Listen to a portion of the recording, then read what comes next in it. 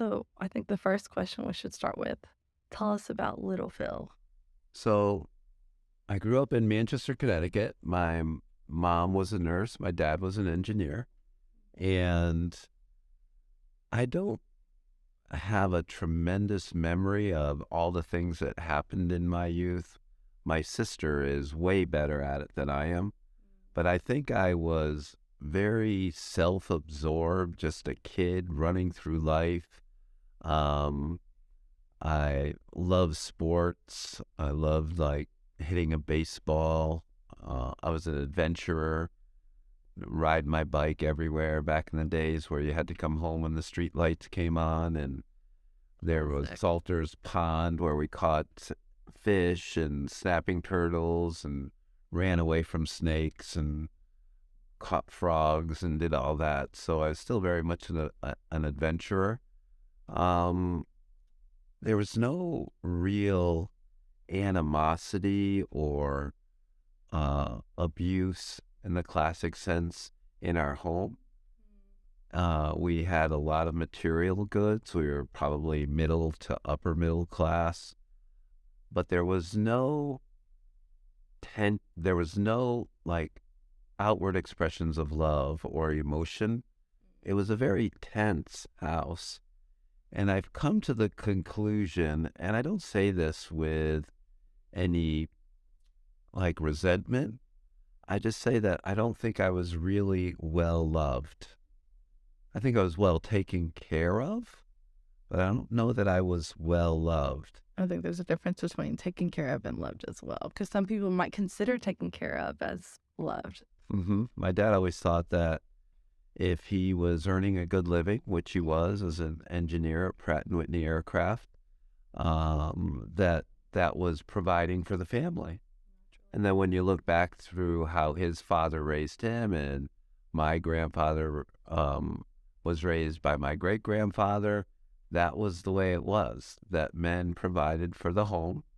And it was basically the attitude that kids were to be seen and not heard. I think you relate to that. And then you just kind of followed the rules and did what you did. And I don't know that I was real thoughtful or real aware of my surroundings. They just were. Yeah. It's interesting. So, high school. Let's talk about high school. I went to high school in 1975 to 77. And there were times like we'd have cake parties at people's houses and the parents would be there drinking. We had one at my house, and my dad, I remember him being out there drinking with us. And it was just very much like normalized. Well, Parents and children drinking. And if people go to me, your dad's so cool, he's out here drinking with us, and I think he liked part of that, but it's Cool. no awareness of what goes on and what happens. They hadn't even started really clamping down real hard on drinking and driving. Really? No, not yet. It was a few years later that all those laws really started to change. So it was a different world. So did this continue through you going to college? College was when the bottom started to fall out. Okay. So I realize now that I was still very anxious. And in college, I went to study medicine. I had a dream, and it was just a vague dream of being a surgeon, like an orthopedic surgeon or even a cardiovascular surgeon. And my mom held that dream for me. She was a nurse, obviously, and worked with a lot of doctors, and she thought I'd be an excellent doctor. It took one semester at school before I did pretty well. Then I found marijuana, then I found the parties, and it relieved the pressure of trying to get incredibly good grades. It relieved the stress of still being somewhat socially awkward and anxious. And it was the easier, softer way was to dive into the world of drinking and doing drugs all the time. So grades started to fall. I drop below. They were going to kick me out a couple times, so I had to go to the dean a couple times, and Mm. uh, I don't know how many times my grandmother died in the story I told, so I could rationalize my bad grades and promise to get them up, and I do well for a while, and then I just say F it, and I still to this day dream and have nightmares about my time at UConn, Really? just because I knew I was failing so badly and throwing away a gift and an opportunity. So there's a lot of guilt still around that. I wouldn't say shame, but there's still guilt. And it's gotten better over the years, but I definitely regret the way I behaved and the way I acted. But I also didn't really realize that the disease had such a powerful control and grip over me. Yeah. Yeah. That's interesting you say that. You're the first person I've ever heard talk about kind of the guilt. And I can relate to that a lot because I had started, it was like freedom. We're going to go hard, right? Yeah. And then that's where it kind of took off. But you're the first. And I kind of have a lot of guilt around that as well. And I never labeled it like that until you said that. So thank you. That's interesting. Mm-hmm. So you leave college? Well, I sort of flunked out. And the only reason I got my degree was because it was fueled on cocaine and I could study and go. So I was a mess when I got my last class and had to get it above 2.0. So I did that. But I left and had a variety of odd jobs. I worked as at my mom's restaurant, um, slinging pizzas and working the pizza oven and managing it. And I was responsible to close the restaurant at 2 in the morning, except every time I locked the door, there were still like 10, 15, 20 people in the bar. And that's when the mirrors would come down off the bar walls, and we would start snorting lines and drinking until the sun came up. And then I became I became nocturnal. That like I didn't even want to see the light of day. It was like the darkness of the disease that consumed me. So I was a night creature of the night. And I was lucky I didn't get into more trouble.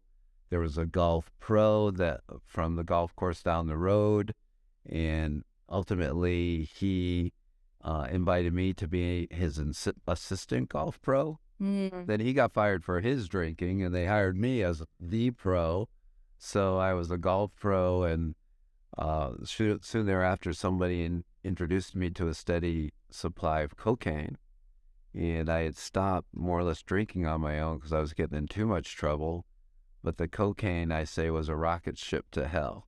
And I had about a 2.5 year run where I was using just about daily, massive quantities. I like to say I was one of Escobar's biggest customers, Pablo. So wait a second. You'd spoken about cocaine and stuff, but you never told us how you got to cocaine. So how were because how did you go from drinking to all of a sudden doing cocaine? Because that wasn't even on my radar, and then all of a sudden, because that was part of my journey as well. And then all of a sudden, it was like, whoa. Well, they were doing when I was the quote unquote manager at the restaurant. They were doing lines and stuff, and I would do one here and there. Oh, that's pretty good. And a couple of friends dabbled in it. But then I gave up drinking, so I was without any program or anything. So I just knew I needed a lifestyle change, and I was doing pretty well at the golf course. My affairs were in order. I was making money. People liked me. I was running a pretty good shop, and then a well-known television sportscaster came along. I was like, a little enamored. Here's a guy on TV. I know him, and he just kind of looked at me and he winked and he reached in his pocket and pulled out a vial and said, "Do you do this?" I go, "Yeah, sure. Of course I do. Today I do." Yeah, and he took out a tune and gave me a start, and I was like, "Oh." And I cleaned up the shop and did all these things and had the energy, and he finished playing 9 holes, and he came back and I said, "Hey, you got any of that for sale?" He goes, "I do." And then that's just... Sucked you right in. Oh, I still have I've been in sobriety or clean for 35 plus years from cocaine, and I still have dreams about use, which is so powerful. It's not often, but they still show up. Of course. Yeah. And so it all ended that started the end. I got fired from my job. I was lucky I didn't get arrested because of the amount of cocaine I was doing and had on. Wow.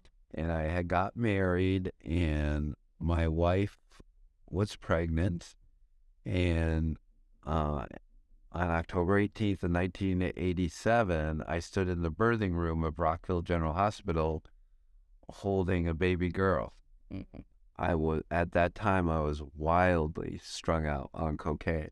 I had to have my dealer put an 8-ball in my car, and I was doing it in the bathroom next to the delivery room. And I'm here to tell you that I'm not proud of that fact, but after 35 years of recovery, I'm no longer ashamed.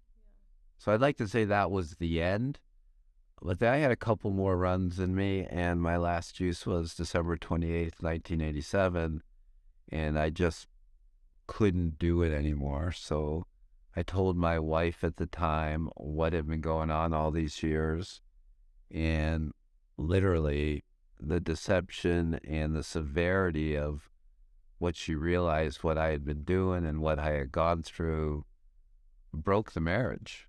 Our relationship broke, and we tried for a few more years, but it just didn't work, and we ended up getting divorced a few years later. So you said you couldn't do it anymore. And I feel like a lot of times we see, oh, people have to have a rock bottom. And I don't believe everybody has to have a rock bottom. We might have certain situations that help us decide that, but I don't believe everybody has to have a rock bottom. And you just said you didn't want to do it, you couldn't do it anymore. What does that mean to you? You couldn't do it anymore. What happened for you to say, I can't do this anymore? I think it was the burden of carrying all the lies around. Feels heavy, huh? Oh, it was really heavy. And then I was starting to get, my intelligence can work against me, right? Because I was very good at manufacturing lies, but after a while I couldn't remember who I told what. Yeah, that gets really hard. You start getting caught once in a while, and then the pressure of it was really, it was either gonna kill me or I was gonna have to break free. And I guess I have a little resistance in me, and I resisted that. I didn't want to go down that road anymore. I was like, done, but I didn't know how to stay done. Yeah, there you go. Because I quit cocaine many, many times. There was one time I was even driving down the road, and I threw like a full ounce, not an ounce, like a few gram vial out the window. Wow. I was so mad at it, because here I am driving around, and my wife's at home and wondering where I am, and I'm making excuses and lying, and so you know what I did a few hours later, right? What'd you do? Bought a new one? No, was stopped on the side of the road with a flashlight looking for it. Oh, golly. Didn't find it. Yeah, of course not. She gone. But, it's just, and I realized that my world had shrunk so much that I lived for the moment when I snorted that first hit. Oh my gosh, I talk about this all the time. But and that could be like a microsecond, right? Of that little time, like where you snore that first hit, because the second hit was nothing like it. And the third one was just feeling, you can't compare. And then you're off on a run, and then everything is terrible, and and that's all I lived for. And you'll never be able to chase it. You'll never catch it again. Like, no. She gone too. Yeah, and then it was, and my body was breaking down. My relationships were breaking down. I was, probably pretty close to dying. I'd lost a lot of weight, and I was fairly masterful at hiding it from people. I thought I was, but were you really? Well, judging by the reaction of my wife, who was closest to me, she had no idea. She had no idea. My mom didn't really have an idea. She knew something was wrong, but she couldn't put her finger on it. So, but there were other people that, like the golf course owner and a couple of my friends, they had an idea, but even my friends say I had no idea it was that bad, that I had gone that far off the deep end. Yeah. And if I was 28 when I stopped, which is really, really fortunate. And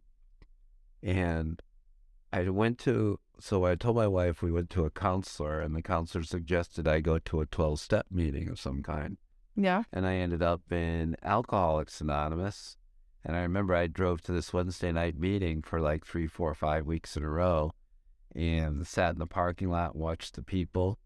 And I couldn't get myself to go over the barrier, so I turned around and went. And they was still lying, because my wife would say, "How was the meeting?" Because I'd drive around for an hour and a half. Oh, it was good. But I didn't go. And then finally one day I said, I can't stop. I got to stop doing that too. Yeah. And I walked across the threshold into this room, and I've often think about that step across the threshold, the doorway, walking through that door, and how difficult that is if it was for me. So I'm assuming it was quite difficult for other people as well. So I sat there quietly, and they had the big posters of the 12 steps and 12 traditions on the wall. And I read the 12 steps, and maybe I had read them before, maybe I hadn't, but this is the first time I read them and saw them that I recall. And I saw clearly that God was the answer. There was no doubt that if you went through these steps, that God was the answer. And I've heard many, many people bristle at the idea that they had to have faith in a higher power. My whole being, when I saw that, just went, thank God. Wow. That made sense to me. So that was the piece that really you could identify with, you could understand, you were like, okay, this makes sense now. Like, I can see how this might help. Yes. Yeah. Yeah. Interesting. So interesting. I never would have thought about that, because I guess I just some people oversee that stuff, and that made such a profound impact with you. Right. That I just saw that they had this process, but it really, when it talks about that God could provide an answer where no human could, I was like, that makes sense, because I had tried everything else and tried different approaches, tried to stop on my own many times, and I'll give this a shot. So after that, so you made it to the first meeting, and then are you just like there every day now? Are you there every week? I built my way into it. I started to go to that meeting regularly, then met some people. They said, you might want to go to this one on Friday. There's a good one on Monday. You might want to try the Thursday one. So I started to go more and more regularly. Yeah. And then, of course, that lent a little more disruption into home life. Like, people think you're gonna return to the way you were and be home and be available, but I wanted to go to more and more meetings. Yeah. And no, I don't know if jealous is the right word, but just I thought you would be home with us, me and the baby more. I think you said something there too, that he'd be like, this is a good meeting. First, what does a good meeting mean? How do you define a good meeting? Well, I wasn't my provocative self. I just took them for their word on it.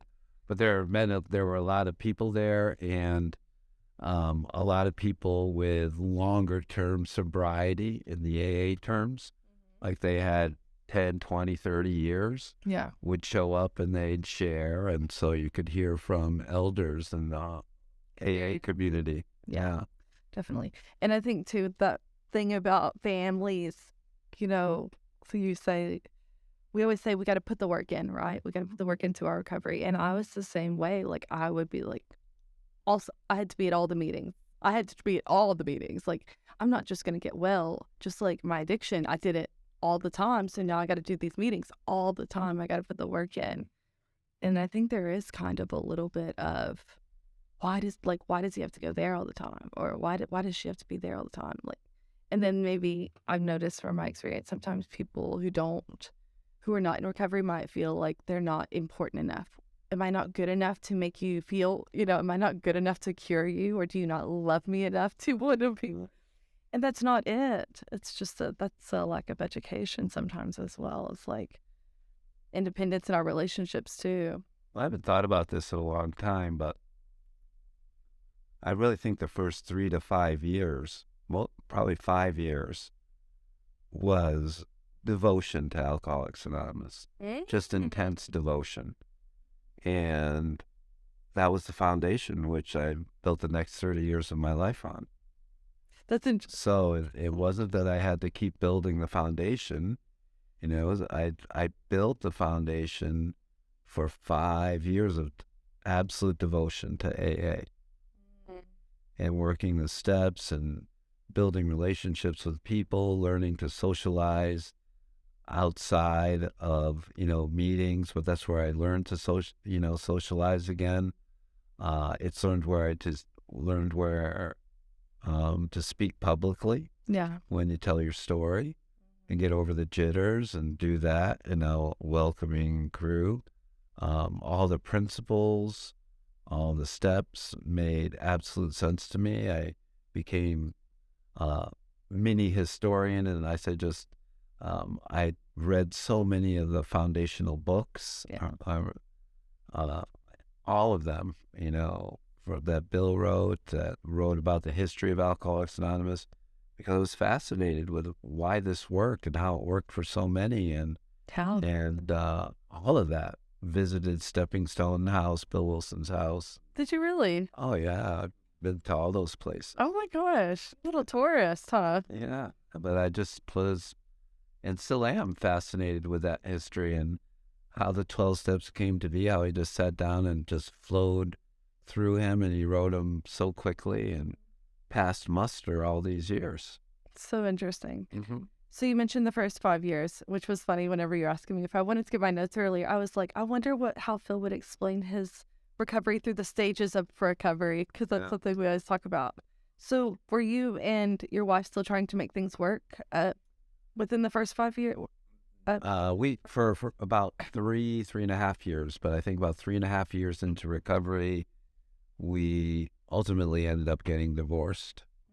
And it was, as far as divorces go, it was a very good one, in that we were amicable and we had a daughter, and we both agreed that our daughter's welfare came first. Great. That our personal issues were our issues and we wouldn't lay those on our daughter. I love that. I feel like sometimes, it's a child. Let's put the child first. And, for many years, I tried to call her at least every day, and I made my mistakes along the way and learned hard lessons, and I will use the term hard. But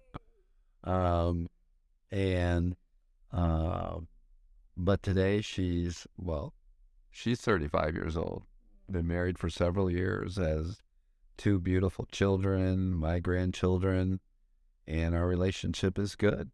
She has built herself a beautiful life, seems to be thriving, seems to be well adjusted. So I couldn't ask for anything more. Yeah. Mm-hmm.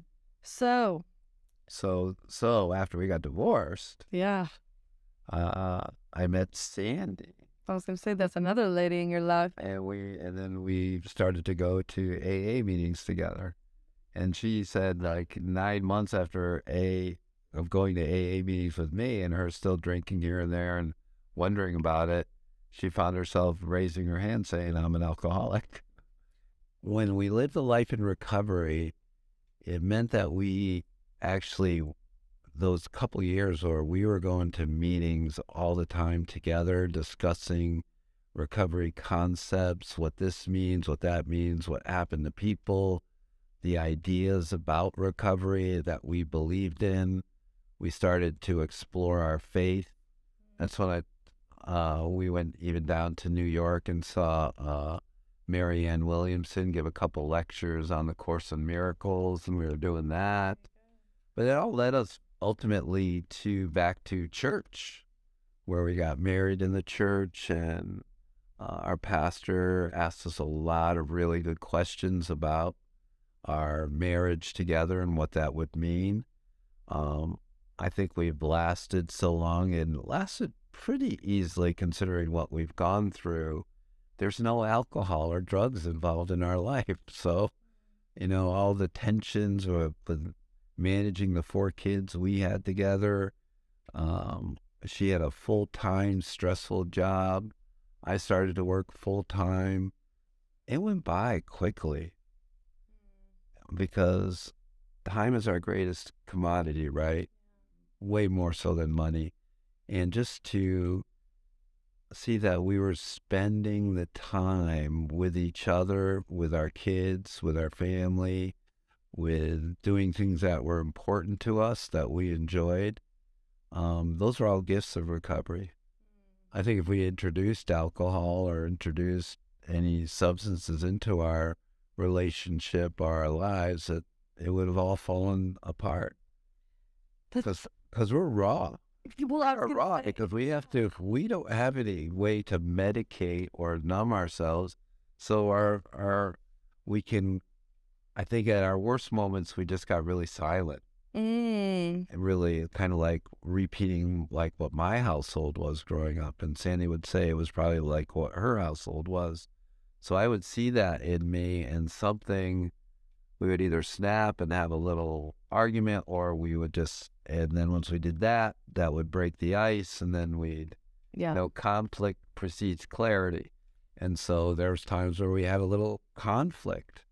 But overall, I think we have been tremendous partners for each other. So I mean, with your children, like, we had how did you have this? Did you have conversations? all the time. Well, we had Joshua was Sandy and I's first child, and we'd had meetings in the home because it was hard for us to get out to meetings. So we had a bunch of friends that would come and have meetings in the home. That's nice, not idea. And some people remember Joshua being like just a baby in his little seat, and he would have a little big book, and he would be teething on the big book, Oh, as like a memory. So they were around that, and when they ask questions, we just answer them. yeah. We don't, how come you don't drink beer, Dad? And I'd say because I'm allergic to it, and technically, and then later they figured out I was, describe myself as alcoholic, that drinking for me is dangerous. And as they get older, they want to talk about heredity and, is it a factor? Is it in my genes? If I drink, will I become addicted? And I said, Wow. hard to say. But there is a genetic factor. There's an environmental factor. I would definitely say you're more at risk considering both your parents are alcoholics. That makes sense to you, right? And they go, yeah. So, I've had 3 of my 5 children and chosen to this point not to drink. But we didn't say you can't drink or don't drink. They're free to make their own decision. So you just kind of show them this is a life without alcohol or drugs. You've seen and heard, you have friends where alcohol is allowed. It's your decision. And we tell them that it's not our decision. That just reminded me. I remember being a kid, and we would go to the lake, I loved when we went to the lake because I like the water. I'm a little fish myself, But then Dad would get drunk, and then it was like they'd start fighting, and we'd have to go home early. And I'm like, but I want to stay at the lake, I don't care what y'all done. But just that impact of like, gosh, now everybody's day is ruined. Now we all have to go home, and we didn't even get to finish hanging out at the lake. And so even that impact of like, I haven't thought about that in a long time. That's interesting, but it is just, we see that all the time at lakes and beaches. And Yeah, well, there were times I was 16 years old, and we had a boat. My dad loved the water too, and we would drive it, about 50 miles to launch it. And he would be on the boat, and me and my buddy, the guy I showed you a picture of, Matt, we were 15 years old, fishing all the time, just having a grand old time. But my dad was sitting there drinking beer. And then he would, we'd dock the boat, and he'd hook it up on the trailer and pull it out, and he'd say, Phil, can you drive home? yeah, Because he didn't want to drive home. He had too much. Yeah. And I'm driving 16 years old, just with my license, and driving a boat, and it wasn't even a truck we were pulling it with. We were pulling it with a big Mercury Monterey, like this big monster four-door sedan. I was like, oh my. Oh my goodness. So do you think that after you found recovery, you wanted to work in the recovery to do something to help other people in recovery? I knew I was pretty good at stirring people's pots. Oh, yeah. In recovery, I'd ask a lot of good questions. I'd say challenging things at meetings. I'd ask questions. And I looked into becoming a counselor. Where do you think that comes from, though? Always That's really nature. That's just. I'm just. You've always just been. I'm a obnoxious pain in the ass. No, or I'm just curious. Yeah. But I looked into being a counselor. Well, I was going to go back to school. I was going to go away to community college, go through the program, get a certificate, and then so I looked at like they wanted all this education. I know. I looked at being a counselor too, so I know what education. And then they wanted like 6,000 hours of practice. Yeah, of under a supervisor before you could get this. I think at the time it was LADC, licensed alcohol and drug counselor. My mom is an LCDC, licensed chemical dependency counselor. Yeah, LCDC, something like that. Yeah. And then I said, all right, I might be willing to do that. That could take 3, 4, 5 years. And then I looked at what they made, and it was like I was making that like walking around Puritan Furniture Mart selling sofas. Easily. I was making more than that, so I could do my coaching and my recovery stuff and help people with a different job that was making money while I was doing that job too, oftentimes. So I said, this field is ridiculously hard to break into, and I would be making like minimum wage as a counselor. It seemed wrong. So when we talk about recovery coaching, our coaches make $24 an hour to start with benefits, all of that. Don't have to have a super high level of education. As a matter of fact, there is no education requirements for any job at CCAR. And I think that comes out to $43,000 to $45,000 a year, depending on overtime, maybe more. But that's a good place for a lot of people to start. Yeah. I feel okay that they can. And there's lots of buy on that, and we offer performance merit increases every year. So you'll get a minimum increase every year, and could be a little more depending on your performance and all that. So people that have been with us for 3, 4, 5 years, they're doing pretty well.